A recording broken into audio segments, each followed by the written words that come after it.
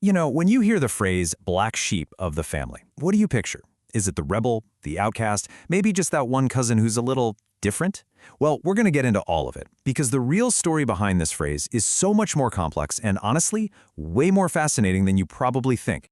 Right? For a lot of us, this is the image that pops into our heads. Chris Farley, in that 90s comedy, just a walking, bumbling disaster who keeps messing everything up for his brother. He's the family screw-up. And yeah, it's played for laughs, but that image of the lovable but totally problematic outcast, it's really stuck with us.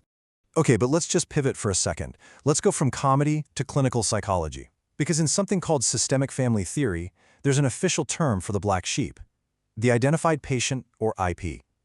Now here's the absolute key to understanding this. The patient isn't always the person who's actually sick. They're just the one the family system has decided to blame for all of its problems. And that is such a crucial distinction. Being the family black sheep isn't just, a vague feeling that you don't quite fit in. It's often a very specific, structural role that a person gets pushed into. It actually serves a purpose for the family, even if that purpose is super unhealthy. So what does that actually look like in real life? Well, the signs are pretty telling. Maybe you were the one who was always called too sensitive or a drama queen.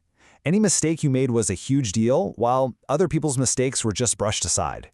Or maybe when you actually did something great, you felt like your family was almost trying to bring you down a peg. You basically become the one person who has to carry all the family's baggage. All their anger, their disappointment, all their anxiety gets put on you. Now, let's zoom out. Because this dynamic, it isn't just happening at the family dinner table. It turns out this is a really fundamental part of how all social groups work, how they police their own members to keep the group's identity intact.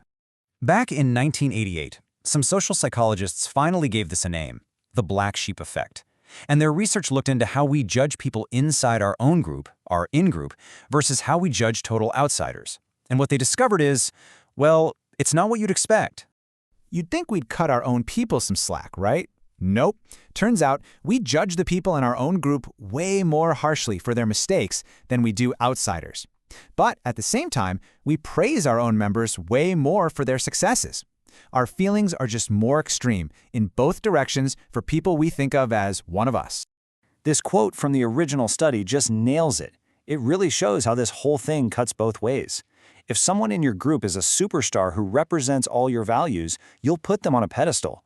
But if they deviate, if they mess up, oh, they're not just a screw-up, they're a traitor, they're a black sheep, and we judge them so much more severely than an outsider who does the exact same thing, because they're seen as a threat to the group's good name from the inside.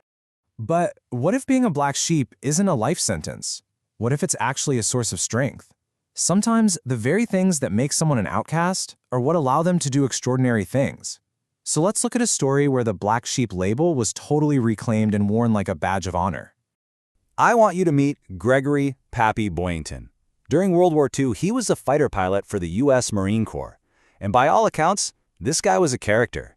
He was a hard-drinking, brawling, tell-it-like-it-is kind of guy who was always getting in trouble with his bosses. He was older than most of the other pilots. He just didn't fit the military mold at all. He was, for sure, a black sheep. And you know what? He just leaned right into it.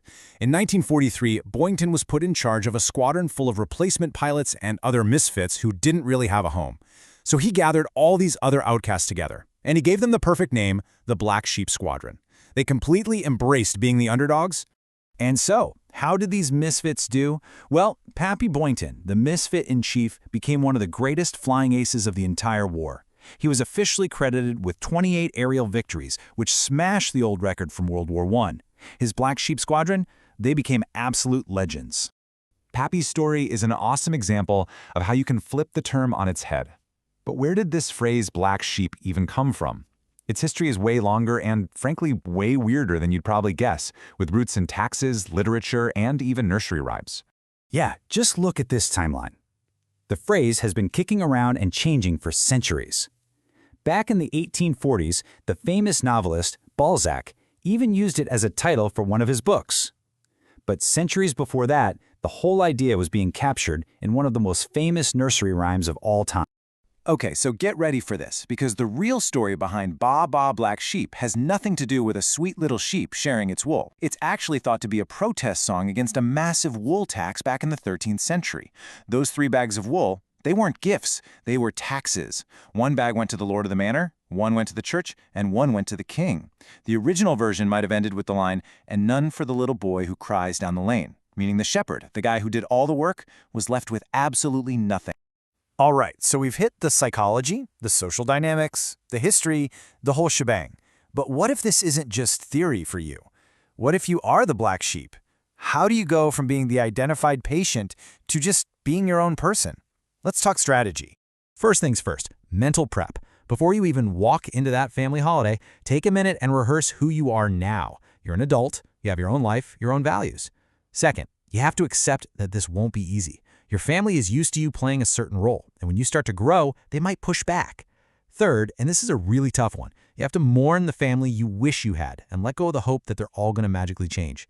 And finally, you have to set rock-solid boundaries. Know what you can handle and be ready to limit your time or just walk away if you need to.